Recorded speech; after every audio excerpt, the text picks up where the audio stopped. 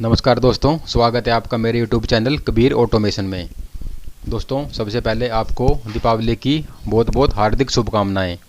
दोस्तों, दुआ करूंगा कि आपका परिवार हमेशा खुशियों से बना रहे। दोस्तों, चलते हैं एक नई वीडियो की ओर। दोस्तों, आज हम जो बात करेंगे इनकोडर के बारे में करेंगे। जो इनकोडर के कनेक्शन होते हैं वह कैसे करने होते हैं और उसका जो डायग्राम होता है वह कैसे काम करता है इनकोडर। दोस्तों, BTP80 की टैरेट है, आपने CNC और BMC मशीन में भी देखा होगा। ये हमारी एक टॉर्क मोटर है। टॉर्क मोटर के नीचे एक इनकोडर लगा होता है जो कि हमें फीडबैक देता है कि टूल किस नंबर पे है, क्या कंडीशन है। दोस्तों, जो इसमें मॉडल लगा हुआ है वह मॉडल जो है हमारा BTP8A का है। दोस्तों, 8A का क्या मतलब होता है? जो हमारी डिस्क होती है, जैसे कि जी ये हमारी डिस्क है, इस पर हम मैक्सिमम 8 टूल, ये 8 टूल की है, तो 8 टूल के लिए हम BTP8A का इनकोडर लगा रखा है हमने। अगर आपका यहाँ 12 नंबर होगा तो 12 के लिए ये जो डिस्क है ये 12 नंबर के टूल होंगे इस पे, यहाँ पे। तो 12 नंबर के अगर ये टूल होंगे तो वहाँ पे हम 12A स्टेशन का इनकोडर लगाएंगे। दोस्तों, उसके बाद जब आपने इनकोडर कभी खोला होगा तो उस पर ऐसा लिखा रहता है, यहाँ पे इसकी जो नेम प्लेट है इसी के बारे में आज हम बात करेंगे। TB1 bit 0, TB2 bit 1, TB3 bit 2, TB4 bit 3, TB5 strobe के लिए है, TB6 पैरिटी के लिए है, TB7 0 volt, TB8 24 volt, TB9 clump output के लिए है। क्लम्प, ये कौन सा क्लम्प आउटपुट कौन सा है दोस्तों? जो टैरेट में यहाँ पे ये सेंसर लगा होता है, ये सेंसर हमको क्या करता है, जब हमारा इंडेक्स करवाते हैं तो हमारा जो टैरेट है, जो उसकी डिस्क है, वह क्लम्प कंडीशन पे रुकती है। क्लम्प कंडीशन का हमें सिग्नल देता है, ये चीज़ वही चीज़ है वो। उसके बाद 0 वोल्ट 24 वोल्ट। दोस्तों, TB1 1 2 3 4 5 6, TB6 TB7, एक्चुअली ये क्या चीज़ है? जो ये चीज़ है, इनकोडर की बैक साइड में एक नंबरिंग होती है 1 2 3 4 5 6 7, इसी को इन्होंने TB1 TB2 TB3 ये दे रखा है। दोस्तों, अब TB1 bit 0, bit 1, bit 2, bit 3, ये क्या चीज़ है? जब हम अपने इसको क्या करते हैं, टैरेट को इंडेक्स करवाते हैं, 5 नंबर आया, 5 नंबर की जो वैल्यू है वह डेसिमल में हमें मिली है। अब जब इसको बाइनरी में कन्वर्ट करवाएंगे, जब हम इसको बाइनरी में कन्वर्ट करवाएंगे तो ये चीज़ हमारा कौन सा हाई रहेगा कौन सा लो रहेगा ये बताएगा जब हम बाइनरी में कन्वर्ट करवाएंगे। जैसा कि हम अगर 6 नंबर, ये हमारा 6 नंबर को इंडेक्स करवाते हैं, 6 नंबर आता है, जो 6 नंबर की जो बाइनरी वैल्यू होती है वो हमें ये बताती है कौन सी बिट पे लो रहेगी कौन सी हाई रहेगी। अब मैंने क्या कर रखा है दोस्तों, TB1 TB2 के लिए एक डायग्राम बना रखा है ताकि आप समझ जाओ। इसके लिए मैंने एक इनपुट ले रखा है X4.0 TB1 बिट 0 के लिए, TB2 बिट 1 के लिए X4.1 ले रखी है। ये हमारी इनपुट हैं। TB3 बिट 2 X4.2 ले रखी है, TB4 बिट 3 X4.3 ले रखी है। TB5 के लिए स्ट्रोब का जो सिग्नल है उसके लिए मैंने X एड्रेस ले रखा है 4.4, TB6 पैरिटी के लिए X4.5। आप इसका कुछ भी ले सकते हो, कई मशीनों में X2.0 से स्टार्ट है, मैंने सिर्फ एग्जाम्पल के लिए ये ले रखे हैं X4.7 और 8, ये 0 वोल्ट 24 वोल्ट के लिए है। और जो TB9 है क्लम्प आउटपुट के लिए है, यहाँ पे X4.6 आएगा, मतलब यहाँ पे X4.6 होगा। इसका भी एक X एड्रेस होगा क्लम्प सेंसर के लिए, जो ये सेंसर है ये वाला, इसके लिए भी इनपुट जब जाएगी ना तो उसका X एड्रेस होता है उसके लिए। दोस्तों, अब ये यहाँ पे X4.0 कब हाई होगा, ये कब लो होगा, ये कब हाई होगा कब लो होगा, तो ये डिपेंड करता है हमारा जो टैरेट का इसका एक पोजीशन नंबरिंग है, जो ये इनकोडर सिग्नल है ना, तो इसके लिए। अब देखो यहाँ पे इन्होंने क्या कर रखा है। अब देखो, अगर आपने 5 नंबर टूल को बुलाया, टैरेट में 5 नंबर टूल को इंडेक्स करवाया, तो उसका बिट 1 1 है, बिट 2 0 है, बिट 3 1 है, बिट 4 0 है, 1 0 1 0 बिट 4 0 है 5 नंबर के लिए।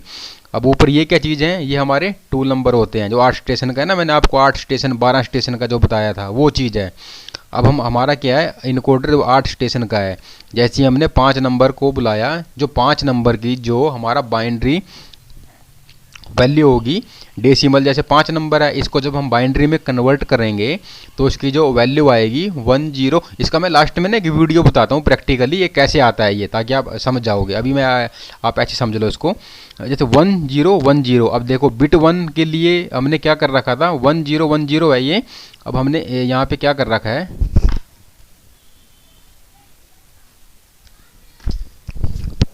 5 नंबर आपने टूल बुलाया, ये 1 हाई होगा, यहाँ 24 वोल्ट जाएगी, ये 0 रहेगा, 1 0, ये 1 0, ये हाई रहेगा लो रहेगा, ये हाई रहेगा लो रहेगा, यानी कि यहाँ से 24 वोल्ट नहीं जाएगी, यहाँ से जाएगी, यहाँ से नहीं जाएगी, यहाँ से जाएगी। तो यही चीज़ है ये बिट 0 और इसके जो कनेक्शन होते हैं, जो मैंने आपको बताया था ना ये वाला, यहाँ से 24 वोल्ट जाएगी, जो वायर होगी ना यहाँ पे वो जाएगी, यहाँ से 24 वोल्ट नहीं जाएगी, यहाँ से जाएगी, यहाँ से नहीं जाएगी, जो 4 होते हैं ये।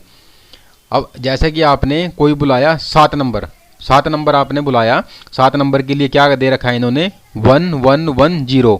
अब जो आपने बिट 1 बिट 2 बिट 3 4 के लिए जो एक्स एड्रेस ले रखा था वहाँ पे 1110। अब देखो ये है ना 1110, जैसे आपने 7 नंबर, जैसे कि यहाँ पे 7 नंबर आगे लिखा हुआ, 6 की जगह 7 आ गया, तो 7 के लिए क्या कंडीशन रहेगी, 7 के लिए ये इनपुट हमारी जाएगी, सिग्नल जाएगा, ये भी जाएगा, ये भी जाएगा, लेकिन ये 0 रहेगा।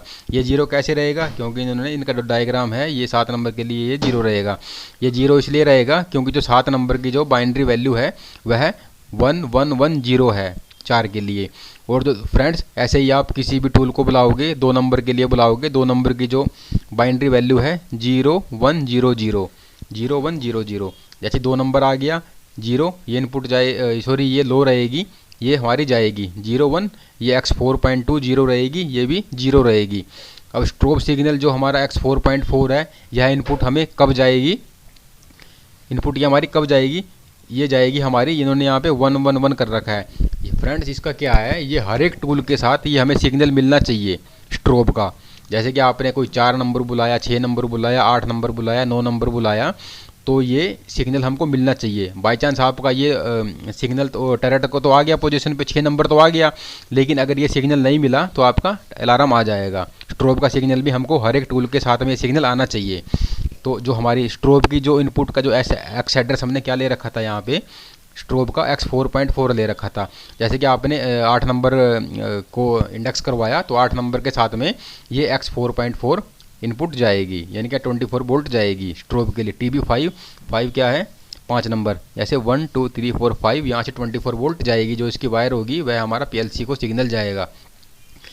और हमारी पैरिटी क्या है, पैरिटी दोस्तों, पैरिटी इन्होंने क्या कर रखा है, पैरिटी के देखो 1 2 के लिए जब आप 1 2 को इंडेक्स करवाओगे तो यहाँ पे 1 सिग्नल जाएगा पैरिटी के लिए, 1 टूल के लिए सिग्नल जाएगा और 2 के लिए भी सिग्नल जाएगा। यहाँ पे एक्स एड्रेस कौन सा है पैरिटी के लिए, 4.5, 4.5 में अगर आपने टूल नंबर 1 बुलाया तो ये सिग्नल जाएगा, 2 के लिए भी सिग्नल जाएगा। लेकिन यहाँ पे 3 नंबर जब आप कॉल करोगे 3 नंबर के लिए सिग्नल नहीं जाएगा। जो हमारे 4.5 था पैरिटी के लिए, 4.5 ये हमारा 0 रहेगा। ऐसे ही अगर आप 7 नंबर को बुलाओगे, 7 नंबर के लिए 1 रहेगा, 8 नंबर के लिए ये 1 जाएगा, तो 1 1 सिग्नल पैरिटी के लिए। तो 7 और 8 के लिए जो हमारा 4.5 था ये इनपुट जाएगी, 7 और 8 के लिए भी यह इनपुट हमारी PLC को जाएगी। ऐसे ही 12, ये हमारा 8 स्टेशन का है, ये 12 स्टेशन का है, तो ये सेम ही है। ये इसका जो प्रगति का है BTP 8A का 12A का, ये हमारा डायग्राम सेम ही है। Bit 1 bit 2 bit 3 bit 4। दोस्तों ये हमारा जो किसी को टूल को इंडेक्स करवाते हैं, 6 नंबर आया यहाँ पे, जैसे कि यहाँ पे 5 नंबर है, 5 नंबर ये हमारा, इसको हम बाइनरी में जब कन्वर्ट करवाएंगे, या डेसिमल में है, डेसिमल को जब हम बाइनरी में कन्वर्ट करवाएंगे तो उसकी एक वैल्यू निकल के आती है। वो वैल्यू इस डायग्राम में है 111, बिट 1 बिट 2 बिट 3 बिट 4। जैसे कि मैंने आपको बताया था बिट 1 ये कब लो रहेंगे कब हाई रहेंगे, ये डिपेंड करता है हमारा जो 7, जैसे कि 7 नंबर की जो बाइनरी वैल्यू है उसके ऊपर ये कब हाई रहेगा।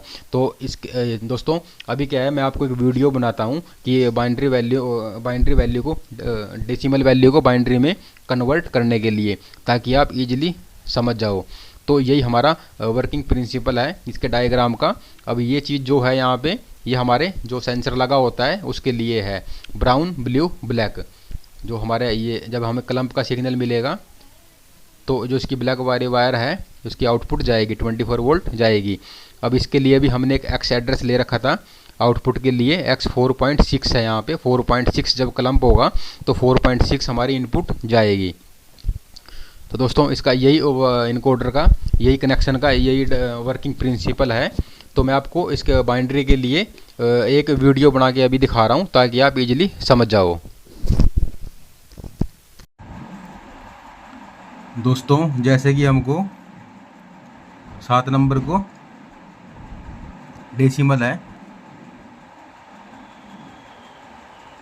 और इसको हमको बाइनरी वैल्यू पता करनी है।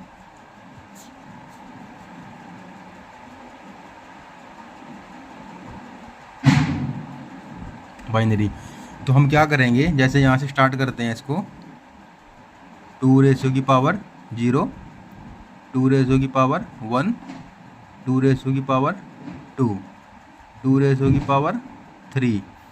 ये 0 से स्टार्ट होता है और इसको यहाँ बढ़ाते चले जाते हैं। 2 रेशो की पावर 4, 2 रेशो की पावर हमारी वैल्यू क्या होती है 1 होती है। और 2 रेशो 0 की वैल्यू 1 होती है, 2 रेशो 1 की वैल्यू 2 होती है। अब ये क्या है 2 रेशो की 2 यानी कि 2 इंटू 2, ये हो गया 4। अब ये हो गया 2 इंटू 2 इंटू 2, अब ये क्या हो गया 8। अब ऐसे इसको करोगे तो ये 16 आ जाएगा। अब जैसे हमको 7 चाहिए 7, अब इस वैल्यू में हम क्या जोड़ेंगे जो कि हमारा 7 आए, जैसे कि 2 + 1 3 4, ये आ गया ना 7। जो वैल्यू हम इसमें ऐड करेंगे वहाँ पे 1 1 आ जाएगा, 1 1 1 0। अब जो 7 का जो डेसिमल है इसकी बाइनरी वैल्यू क्या आएगी, ये आ जाएगा, यहाँ से स्टार्ट करेंगे 1 1 1 0, तो 1 1 1 0, ये 7 की आ गई है। अब ऐसे ही हम क्या करेंगे, जैसे हमको 5 का पता करना है, 5 का जो डेसिमल है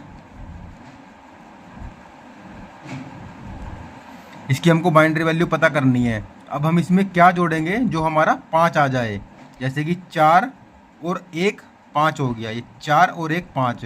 अब 4 के आगे जो ये 1 आएगा और इसके आगे 1 और यहाँ पे ये 0 और ये 0। तो जो 5 का जो डेसिमल वैल्यू 5 का जो डेसिमल है इसको बाइनरी वैल्यू क्या आएगी 1 0 1 0, तो इसकी आ जाएगी 1 0 1 0। ऐसा ही है ये। इसमें हमें को जो जोड़ना है ना उसके आगे 1 लिखेंगे, बाकी 0 लिखेंगे। अब देखो 3 का, अब मैं बताता हूँ आपको 3 का डेसिमल वैल्यू, 3 डेसिमल है, इसकी बाइनरी वैल्यू क्या होगी। अब इसमें हम क्या करेंगे, क्या जोड़ेंगे, इसमें जो 3 आएगा हमारा 2 + 1, 2 + 1 3 हो गया ना, तो यहाँ पे क्या आएगा 1 1 0 0, तो 1 1 0 0 यानी कि 2 + 1 0 बाकी 0, 1 1 0 0, तो इसके 3 का आ गया 1 1 0 0। तो ऐसे ही आप कर सकते हो, इसको बढ़ाते चले जाना आपको 2 रेशो की पावर 5, फिर आ गया 6, फिर आ गया 7, इसको ऐसे ही हम बढ़ाते चले जाना है। ऐसे ही आप जो हमारा डेसिमल वैल्यू, आप किसी की भी डेसिमल जो वैल्यू है उसको बाइनरी वैल्यू में कन्वर्ट करोगे तो ऐसे ही आप निकाल सकते हो। तो थैंक यू दोस्तों।